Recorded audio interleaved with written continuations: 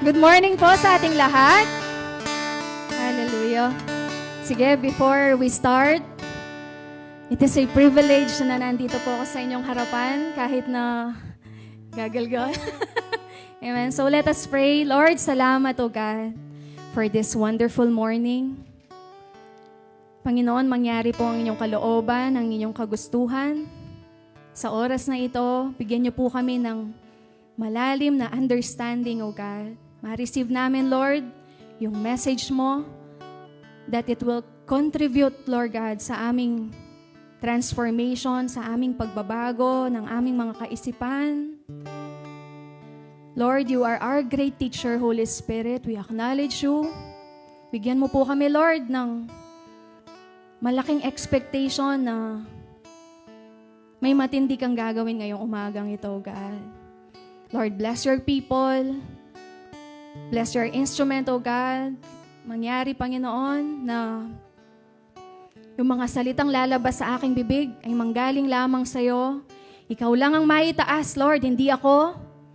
Salamat po sa message mo ngayong umagang ito, God. We will gonna enjoy this moment, our moment with you. To you alone the glory, honor, praise, and power, and we reject all the distractions of the enemy, Lord. Magfo-focus lamang kami sa iyo. In Jesus' name we pray. And everybody say, Amen and Amen. Hallelujah. Bago po tayo dumako sa ating message this Sunday or this morning, gusto ko lamang itanong sa inyo, when was the last time na nagkaroon ka ng conflict? Pwede sa asawa mo, sa anak mo, kaibigan, kapitbahay. This week po ba, nagkaroon ba tayo or nakaranas ba tayo ng conflict? Nakakaya naman kung papataas ko yung kamay nyo, amen? Sa amin na lang yon. Amen? Pero alam nyo po ba, church, that conflict is inevitable? Ano ba yung ibig sabihin ng inevitable? Ibig sabihin po ng inevitable is hindi natin maiiwasan. Mangyayari at mangyayari yung conflict. Amen? Mararanasan at mararanasan natin yung conflict. Ano po ba yung conflict? Bakit ba nangyayari yung conflict? Kasi we are uniquely different. Isa-isa, bawat isa po sa atin. Hindi tayo pare-parehas paano mag-isip, paano mag-act. Amen? Kaya napupunta or nagkakaroon po tayo ng conflict or nagka-clash tayo. Amen? Isa sa mga experience ko po, nung bago-bago pa lang kami ni Kuya Anjo, isa sa mga conflict na nakita ko sa aming pagsasama is yung, actually, ano lang to minimal lang. Nung lalawin niya, napakalit naman, petty lang. Pero since iba yung upbringing namin ni Kuya Anjo, iba yung naging environment ko bago kami nagpakasal, naging mag-asawa. So, nung bago-bago po kami, hindi siya mahilig magsara ng pintuan ng banyo. Lagi ko pong nirereklamo sa kanya yon. Kasi yung banyo, or pintuan ng banyo, malapit po dun sa pintuan ng kwarto namin. So, inaalala ko yung lamok, baka pumasok. So, nung napansin ko po yun, nung bago-bago kami, teman niya rong pasbulin Sasabihanan ka, at some point naiinis po ako, Yas, pakisara mo naman itang banyo every time na lumul ka. Pero, lagi na lang. Basta pagpasok niya ng banyo, makabukla. So, ang ginagawa ko, minsan, nung bago-bago pa nga lang po, babagsak yung bagyang mga yun. Bakit? Damdaman para marinig po niya na, tana na naman, nakalingon kayo palang sera. Ayan. Pero, in the long run po, natutunan ko, or hindi na ako nagagalit. Baka matanong niyo, siguro manyaraning pasbol. Minsan manyaraya, pero madalas saliya pa rin. Alam mo po, natutunan ko, tunay nga that we are uniquely different. Ang ginawa kong solusyon, imbis na mainis ako or dun sa maliit na bagay na yon, ang ginawa ko na lang, why not ako na lang yung magsara? So every time po na lumalabas ako ng kwarto, makita ko nakabukas, sasara ko. Minsan, may pabagsak ng konti para marinig ulit niya. Amen. So, yun po yung ibig sabihin ng conflict. Kasi we are uniquely different. Iba-iba po tayo. Iba yung naranasan natin from birth hanggang sa paglaki. Amen. May iba, lumaki sa very vocal na family. Nasasabi nila yung I love you, thank you, we appreciate you. Pero meron din naman na lumaki sa environment na hindi showy. Kagaya na lang yung mga kwento lagi ni Dad, di ba? Siya po is hindi lumaki sa sa pamilya na hindi na-express yung thankfulness. So pati si Dad, even siya, nahihirapang mag-express. Amen? Alam niyo rin po ba that conflict, even though conflict is inevitable or hindi natin maiiwasan, conflict is also good. Conflict is also beneficial. Paano ko nasabi? Provided, sabing ganyan, alam natin kung paano ito resolbahin. Kasi nga hindi natin siya maiiwasan, di po ba? Mangyayari at mangyayari. Ngayon, kung hindi mo alam paano resolbahin, anong magiging ending? Lagi kang stress. Amen? Lagi kang may hurt, laging masakit yung dibdib mo. Naranasan na po ba natin yung parang sumisikip yung dibdib natin? Kasi may misunderstanding. Tama po? Pero ngayong umagang ito, hindi lang ako, tayong lahat, aaralin po natin how to resolve conflict in truth and love. Excited po ba tayo? Amen? Pakisabi nga sa katabi mo, tara, makinig tayo. Amen? So, bago po ako pumunta sa topic natin, alam niyo po ba, trivia lang, sa University of Copenhagen, yan, sa Denmark, meron po silang study na ginawa na yung mga tao pala na nakakaranas ng mga conflict at hindi alam paano ito solusyonan, maliit ang lifespan. Ibig sabihin, mabilis, matsugi. Amen? Compared daw po dun sa mga tao na alam kung paano resolbahin yung conflict or misunderstanding. Mas mahaba daw yung lifespan ng mga taong alam kung paano ito solusyonan. Amen? Bakit?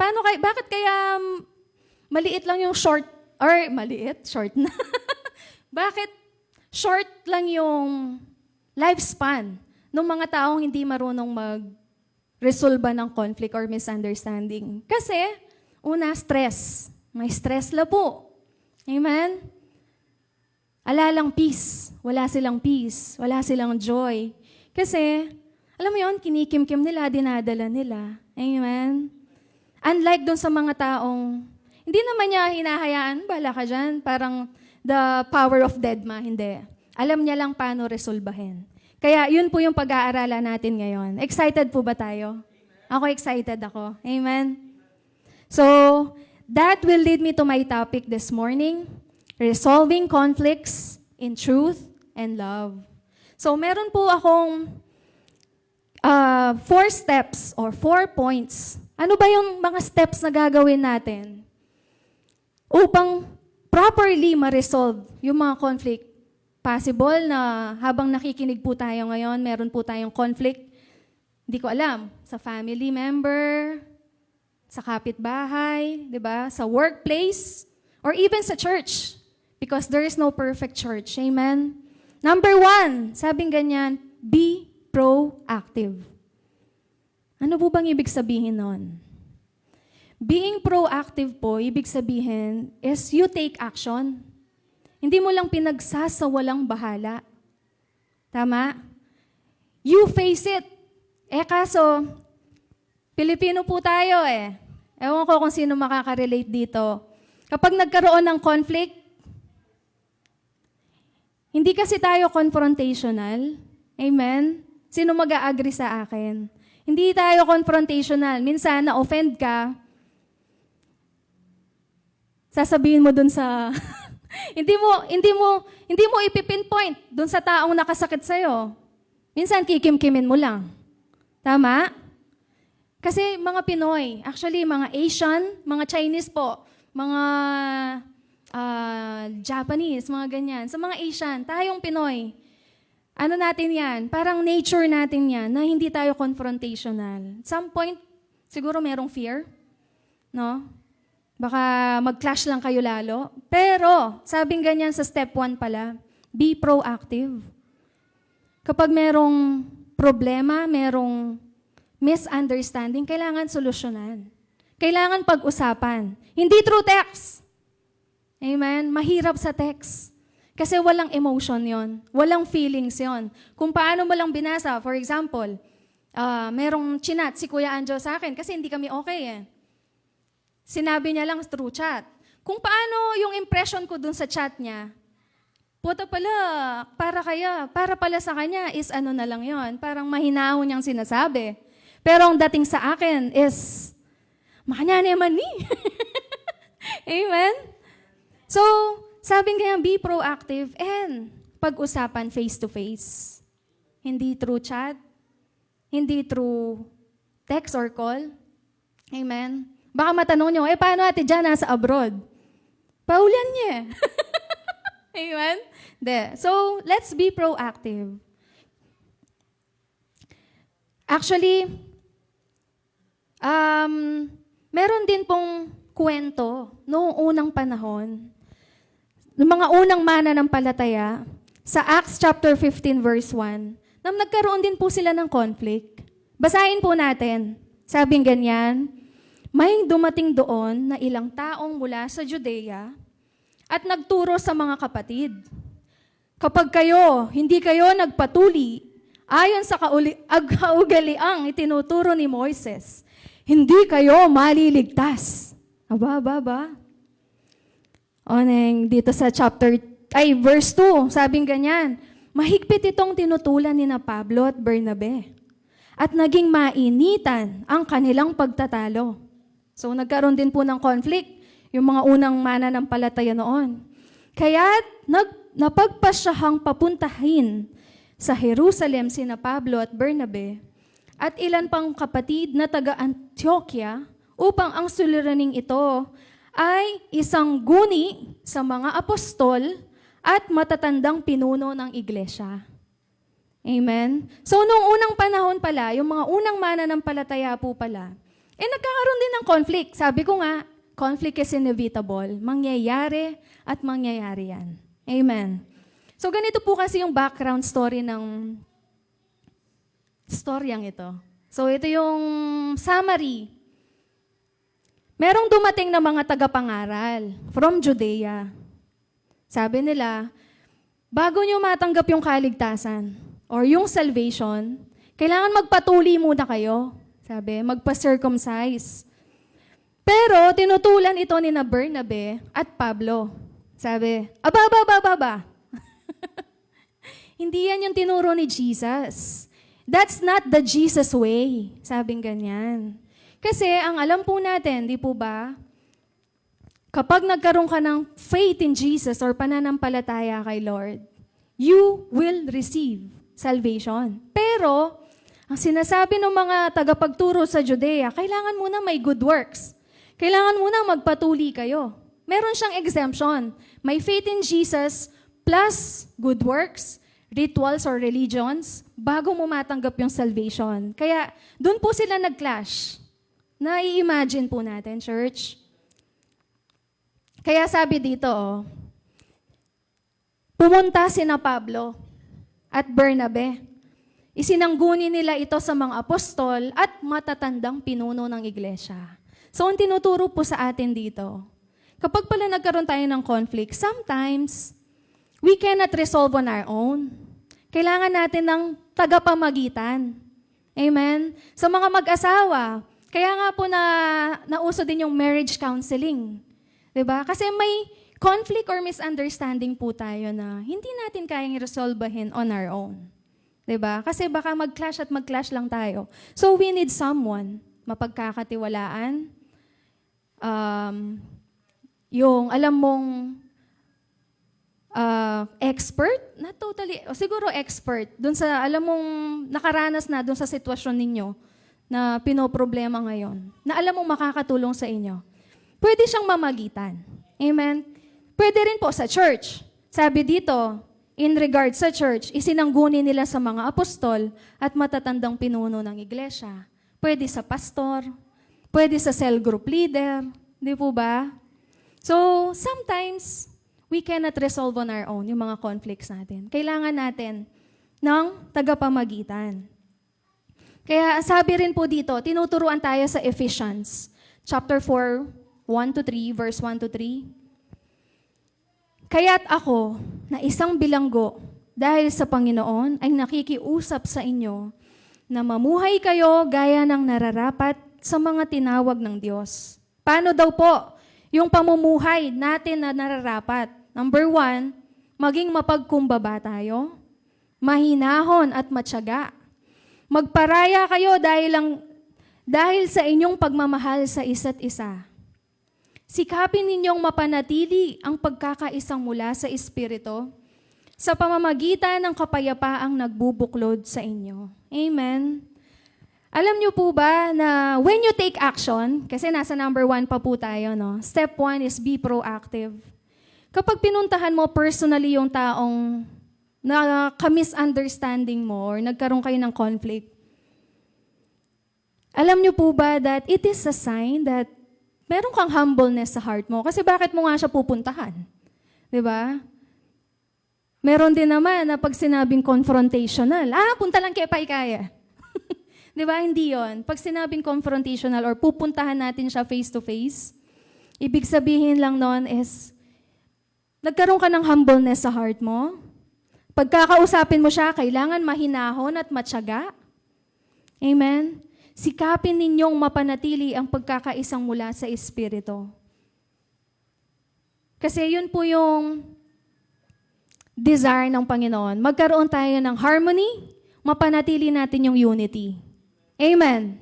Amen. Medyo tahimik. So, ayan. Sabi rin, tuloy natin yung kwento sa verse 7. Pagkatapos ng mahabang pagtatalo, tumayo si Pedro at nagsalita. So kanina, ang character po natin is si Pablo at Bernabe.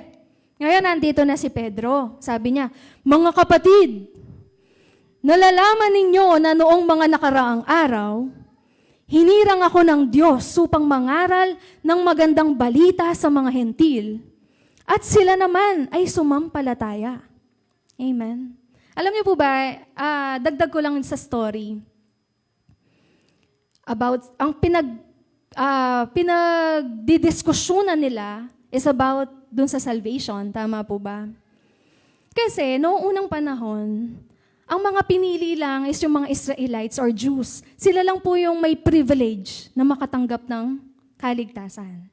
But the moment na dumating si Jesus, even yung mga hentil or mga Gentiles, ay sinama niya na. Lahat tayo, sinakop niya na pwede. We are privileged also na makareceive ng kaligtasan. Sino ba yung mga hentil? Sino ba yung mga Gentiles, Ate Ja? Tignan mo yung katabi mo. Tayo, we are the Gentiles. And we are so privileged na even tayo, binigyan tayo ng gift of salvation. Amen. So, ayun. Tuloy natin. Sa verse 8, ang Diyos ang nakakasaliksik ng puso, ang nagpapatotoo na sila'y tinatanggap niya nang ipagkaloob niya sa kanila ang Espiritu Santo tulad ng pagkakaloob niya sa atin. Yun yung sabi ni Pedro. Sa verse 9, walang pagkakaiba ang pagtingin ng Diyos sa kanila at sa atin, sa mga Jews daw po at sa Gentiles. Nilinis din niya ang kanilang puso sa pamamagitan ng kanilang pananampalataya. Amen? So ayan, gumawa po ako ng illustration dyan. Makikita niyo po dyan yung Pharisees way or yung tinuturo ng mga tagapagturo from Judea dito sa storya na to. Sinasabi nila sa mga hentil, sa mga Gentiles, sa atin. Sabi nila, kailangan mo munang manampalataya. Nakikita niyo po? Faith in Jesus plus good works, religion, rituals, bago niyo ma-receive yung salvation. Pero ito po yung tinutulan ni na Pablo at Bernabe. Ito yung Jesus way. Kasi ito yung tinuro ni Jesus sa kanila. Amen? Number 1 requirement lang ni Jesus. Kailangan lang tayong manampalataya. At makaka-receive na po tayo ng kaligtasan. And kapag naintindihan natin yung grace na yon, naintindihan natin yung salvation na pinagkaloob ni Jesus, this will result in good works. Upang, next verse, wala po tayong maipagyayabang kay Lord. Kasi baka sabihin, kung dun sa storya na to sa Acts 15, kung nanalo yung Pharisees way, kailangan pala manampalataya at good works. Kailangan magpakabait muna ako. Kailangan sundan ko muna yung mga rituals or mga tradisyon sa church bago ko ma-receive yung salvation. Darating po tayo dun sa punto na baka magmayabang tayo. Oh Lord, pag humarap na tayo kay Lord, oh Lord, naging mabait ako. Tumulong ako sa kapwa ko. 'Di ba? Pero hindi pala ganon. Doon po tayo sa Jesus way. Sabing ganyan sa Ephesians, chapter 2, 8 to 10. May nakukuha po tayo? Amen. So sa 8, sabing ganyan, sapagkat dahil sa kagandahang loob ng Diyos, tayo, ay naligtas sa pamamagitan ng pananampalataya. Yun po yung Jesus way. Amen? At ito'y kaloob ng Diyos at hindi mula sa inyong sarili. Hindi ito bunga ng inyong mga gawa, kaya't walang maipagmamalaki ang sinuman. It is a free gift from the Lord. Kung ano tayo ngayon ay gawa ng Diyos, at sa pakikipag-isa natin kay Kristo Jesus, ay nilikha niya tayo para sa mabubuting gawa na inihanda niya noong una pa man upang gawin natin. Amen. So yun po yung sinasabi. Doon sa story, naging proactive sina Pablo at Bernabe. Pumunta sila sa mga apostol at nakakatanda, sa mga pastor or bishop, amen, para isangguni yung conflict. Ganun po din sa atin. Sometimes, sabi ko nga kanina, we cannot resolve on our own. May mga conflict na hindi natin kaya. Kailangan natin ng ibang tao para tumulong sa atin. Amen? Sa number 2, sa point number 2, ito. We must know the perspective of other side. Kapag pala sa conflict, hindi pwedeng, ako lang yung tama. Tapos yung kabilang side pala, sasabihin din, ako yung tama. Amen? Kapag po nag-usap kayo, kailangan din po pala nating malaman kung ano yung pinaguhugutan ng kabila. Kailangan din niyang, even siya, vice versa, kailangan din niyang malaman kung ano yung pinaguhugutan natin. Bakit tayo nag-clash? Bakit tayo nagkaroon ng conflict and misunderstanding? Amen? We must know the perspective or yung pinaguhugutan ng kabila. Parang ganito, sa mga babae, ewan ko kung mag-a-agree kayo or siguro tahimik na lang. Madalas sa atin kapag may conflict or minsan na-offend tayo, tatahimik tayo. Tatahimik na lang tayo. Amen? Nga sabihin ng husband mo or, sige, husband, tara, kain na tayo. Tahimik ka, magkain ka. Bala ka, Ken. Amen? Kahit na alam mo, na-offend ka na, sabihin ng husband mo, may nanuya kaya yun eh. Ako pa, kisab yan. Na, Pogs? O tayo bubulad. Di ba? Sabi nga po, hindi ko alam kung sino yung nagsabi, hindi daw po manguhula yung mga asawa natin. Kailangan sabihin natin, na-offend mo ako sa ganito. Pero yung mga babae, aray ko po. Di ba? Isa na ako doon. Minsan tumatahimik lang din ako. Amen? Parang inahayaan natin yung asawa natin na basta alamin mo kung ano yung pagkakamali mo. Amen? Alamin mo. Bahala ka dyan. Di ba? Pero hindi po manguhula yung mga asawa natin. So, tayong mga babae, we are guilty sa mga ganon. Pero kapag po pala nalaman natin yung hindi naman pala, kunwari nag-usap na kayo, hindi naman pala ganun yung gusto niyang iparating. Ikaw, dahil agad na-offend ka, naging sensitive ka, Amen? So, yun yung kagandahan na kailangan malaman natin yung pinaghuhugutan or perspective ng kabilang side. So that yung conflict is maresolba. Amen? Sabing ganyan, no? Sa Acts, jump na tayo sa verse 12. Acts 15:12. Tumahimik ang buong kapulungan at nakinig sila habang isinasalaysay ni Bernabe at Pablo ang mga himalang ginawa ng Diyos sa mga hentil, tayo nga po yun, yung mga Gentiles, sa pamamagitan nila.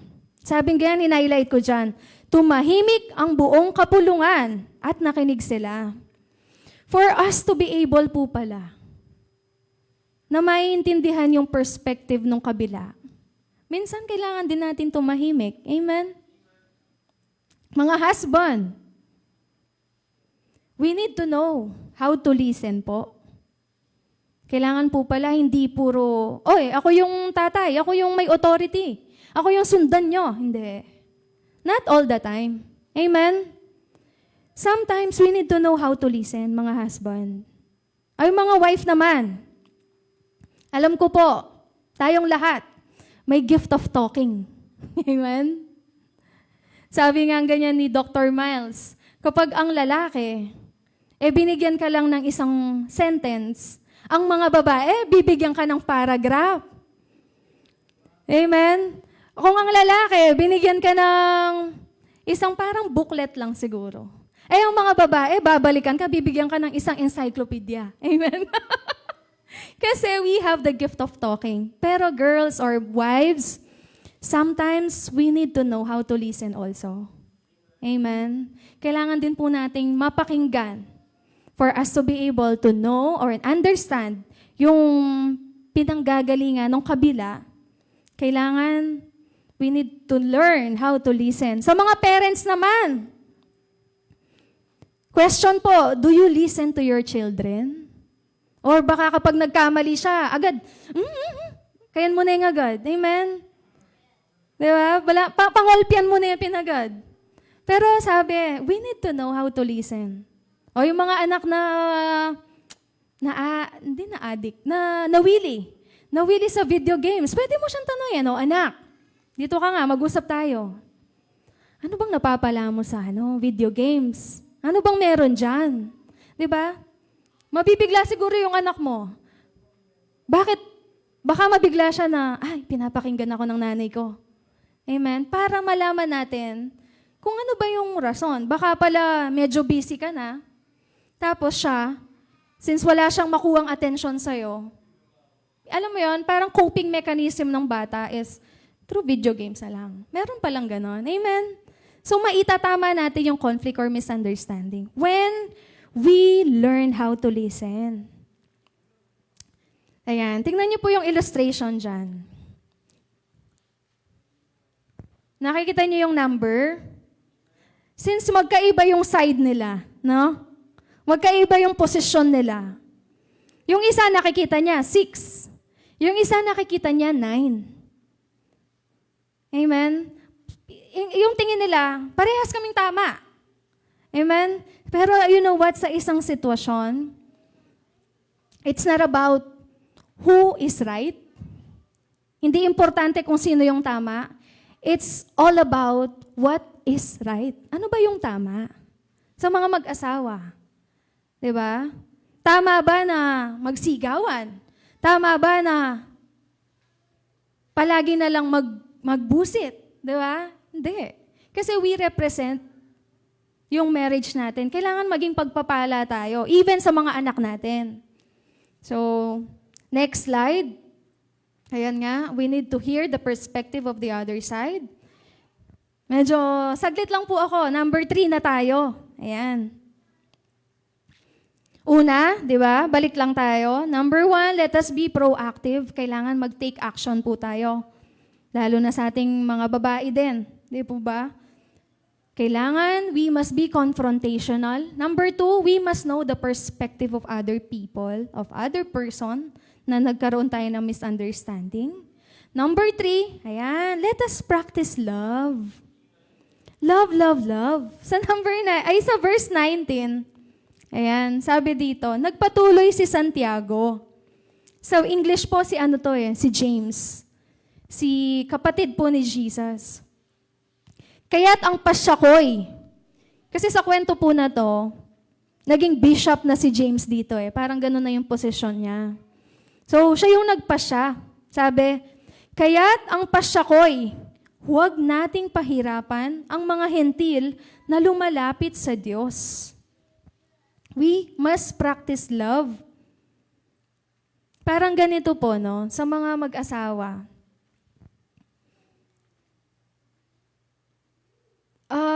Kung dumating na kayo dun sa point na palagi na lang kayo nagsisigawan, talagang as in away, ganon. Nagsisigawan na, ganon. Wala nang pasensyahan. Alam niyo po ba, narinig ko to kay Dad Baka malayo na yung puso niyo sa isa't isa. Kapag daw po ganon. Pero, did you see the difference nung bago-bago pa lang kayo? Boyfriend, girlfriend? Isang kindat lang, tahimik ka muna, kikilig ka. Isang smile lang. Ano ka na? Alam mo yun, panatag ka na kasi malapit yung puso nyo sa isa't isa. Malapit. Amen? Compared dun sa mga nagsisigawan na, ibig sabihin, malayo na yung puso nyo sa isa't isa. So, let us practice love. Amen? Kasi po, especially sa church din, no? Kapag nagkaroon ng conflict, hindi po natin maiiwasan yon.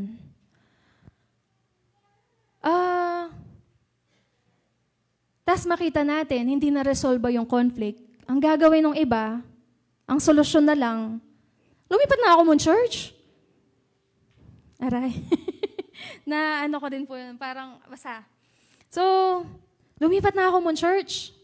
Ang mangyayari, hindi po tayo nagiging magandang halimbawa or testimony sa mga taong nakapaligid sa atin. Tama? Kasi we do not resolve. Parang tinakasan natin yung conflict. Pero if we practice love, no? Makikita nila na, ay, ba't din yung pamilya nga rin ni Kasayada? Amen? Ba't din yung pamilya nga rin yan? Diyan naman totally masantingin baleda, pero, bala mo, wala silang problema. Amen? Hindi po natin napapahiya si Lord noon. Nare-represent natin siya ng maayos. Amen? Hindi lang sa church, hindi lang sa family, even sa workplace. Mga workers or ano dito, mga nagtatrabaho, let us represent God. Let us practice love. Kapag nagkaroon tayo ng conflict sa ka-office mate natin, di ba? Let us practice love. Maging halimbawa po tayo. Sa pakisabi nga sa katabi mo, tanggap kita, maging sino ka man. Amen? Tanggap kita. Maging sino ka man kasi nga, tanggap ko that we are different. Amen? Ngayon, susolusyonan natin paano tayo mag-meet halfway para mag-work. Sige, sa mga mag-asawa, sabihin mo nga, tanggap kita, maging sino ka man. Amen. And lastly po, nasa point number 4 na po tayo. Let us pursue God's agenda. Ano ba yung agenda ni Lord sa church? Gusto niya manatili yung pagkakaisa. Tama? Gusto ni Lord na magmahalan tayo. Amen? Kahit na may makita kang, may maka-offend man sa'yo. Let us practice love. Let us pursue God's agenda. Ayaw ni Lord na mag-divide tayo. Amen? Kasi yun yung work ni Satan. Kaya nga daw po tawag sa kanya is Diablo. Diabolo. It means divider. The divider. Pero the Lord, ang agenda ng Panginoon is for us na magkaisa. One body tayo Amen? Ganon din po sa pamilya. Ang agenda ng Lord, magkaisa din tayong magmahalan. Amen? Ganon din po sa marriage. Maging role model po tayo sa ating mga anak. Para meron po silang pattern. Para kapag sila na din, yung turn na nila para mag-asawa, pipiliin ko yung kagaya ng tatay ko. Pipiliin ko yung kagaya ng nanay ko. Kasi, na-demo natin, na-demonstrate natin, naging role model tayo sa kanila. Amen? Ayan. Meron pong picture dyan. Ay, wala dito. Ayan. Yung sa boat, nakakita niyo po sila, no? They are rowing. Magsagwan la. Alam niyo po ba na yung boat represents our family? Kapag para-parehas mo pong magsagwan, mag-work, para sa ikabubuti ng pamilya natin, para sa ikakasagana ng pamilya natin, may mararating. Amen? Kung sabay-sabay silang nag-row, nagsasagwan, merong mararating, merong resulta. Pero imaginein po ninyo, yung pinakadulo, for example, yung mga tatlo pa ganon. Yung isa ginanon. Binaligtad. Ano po sa tingin nyo yung mangyayari? Makakaalis ba sila doon? Hindi. Baka pwede rin na magtomba-tomba lang makanyan. Amen? Pwede silang anong patawag doon? Mahulog or maggewang-gewang dito sa boat. Amen? So, this boat represents our family. Or also, this boat represents sa church. No? Kung hindi tayo pare-parehas ng ginagawa or kumikilos, meron din kasi possible na meron sa loob ng church, palagi na lang nagkikriticize, palagi na lang nagre-reklamo. Amen? Tapos baka maging katitisuran din siya ng kasama niyang or kapara niyang mananampalataya. So tinuturo sa atin dito that God's agenda is maging po tayo, intact. Amen? Tanong natin kay Lord, Lord, ano ba yung pwede kong ma-offer sa church? Kung meron po kayong talent sa pagkanta, mga kabataan, meron po kayong talent sa pagluluto. Thank you po sa ating mga cooks, sa hospitality, sa paggitara, sa drums, di ba? Sa paglilinis, sa sa admin. Kung may experience po kayo diyan, pwede po nating i-offer yung sarili natin. Sa mga teachers, future teachers, pwede po kayong maging teacher sa mga kabataan or mga bata na nandito. Amen. Let us ang tawag dito, magkaroon tayo ng desire na, Lord, ano ba yung pwede kong may offer? Kasi yun yung isang agenda ni Lord. Amen. Alam mo, isang prayer ko po sa ating lahat, every night na nagpipray kami, na wag po tayong gumraduate, na dala-dala pa natin yung mga skills and talents natin. Kailangan po pala, ang isang prayer ko po, we must die empty. Ano pong ibig sabihin nun? Gumraduate po tayo sa mundong ito na empty tayo. Kasi, Lord, in-offer ko lahat sa'yo. Lord, binigay ko lahat sa'yo, itong talent na to. If meron po sa inyo, marunong mag-speak, marunong mag-motivate, mag-encourage, stand out, stand up. Diba? Paggamit po tayo kay Lord. Amen? So let us pursue God's agenda. Ang nangyari po dun sa kwento, actually itong kwento na ito is very crucial na nangyari noong unang panahon. Ang nangyari po dun sa kwento is napagpasyahan na wag na nating ipataw sa mga, di ba, sabi ng mga taga-Judea, kailangan magpatuli muna kayo. Kailangan may gawin muna kayo bago nyo ma-receive ito. Pero napagpasyahan, ginawa po nila yung Jesus way. Manampalataya ka lang. Marireceive mo yung salvation. And the moment that you receive salvation, magre-resulta ito ng good works. Amen. Magtaka ka siguro, church. Magtaka po tayo if walang good works na nangyayari sa atin.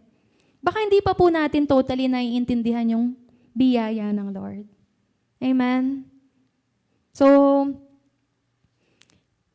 meron po ba tayong natutunan on how to resolve conflict today? If meron man sa inyo, sa atin, sa asawa natin, family, ka-workmates and all, kapitbahay, if meron po tayong conflict, so, number 1, we must be proactive. Kumilos po tayo. Huwag po nating hayaan na kumimkim ng kumimkim or magpatong-patong yung conflict sa atin na hindi natin nare-resolbahan. Dapat, personally, face-to-face po. Number 2, we must know how to, ano yung perspective ng kabilang side. We must learn how to listen. No? Hindi lang po magandang dadalang tayo ng dada. Minsan, makinig din po tayo. Number 3, we must practice love. And lastly, ano ba yung agenda ni Lord? Bakit mo kakausapin ito? Bakit mo re-resolbahin? Kasi gusto natin intact tayo. Amen. Amen po ba? Let us pray. Lord, marami pong salamat this morning, O God. Tunay nga that you are our great reconciler, na binigay mo si Jesus para sa amin. Naging proactive ka, Lord. Nag-take ka ng action, O God. Upang malaman namin yung pinaguhugutan mo na you want us to be with you. Pinractice mo yung love, Lord. Even though we are sinners, minahal mo na kami, Panginoon. And your agenda, O God, is ma-receive namin yung salvation. Ma-receive namin yung sukdulang biyaya mo, Panginoon. Lord, salamat for your people. I pray na itong message mo na to is manatili sa kanilang puso. Ma-practice nila, Lord, because conflict is inevitable.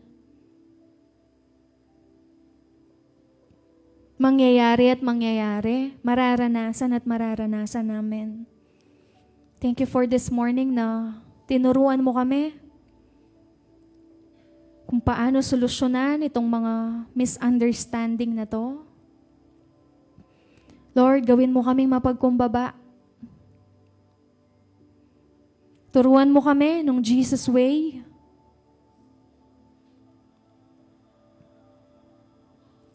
Mapanatili namin, Panginoon, yung pagkakaisa, yung pagmamahalan sa family, because we are your ambassador, Panginoon. May representa ka namin ng maayos. Hindi namin mapahiya yung pangalan mo. Hindi nila masabi na, ay, Kristiyano ya pa mo yan.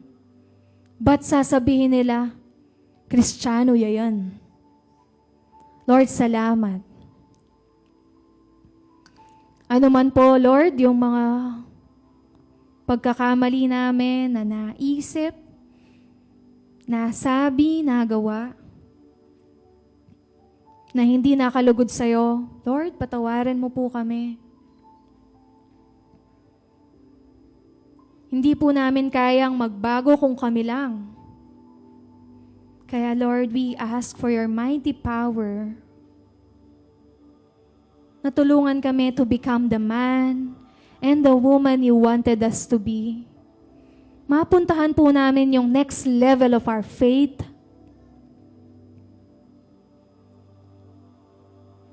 Lord, salamat, O God. Salamat, Lord, for giving us this privilege. Na yung pinaglaban ni na Apostol Pablo, ni na Bernabe, noong unang panahon, ay yung Jesus way, na kailangan lang naming manampalataya,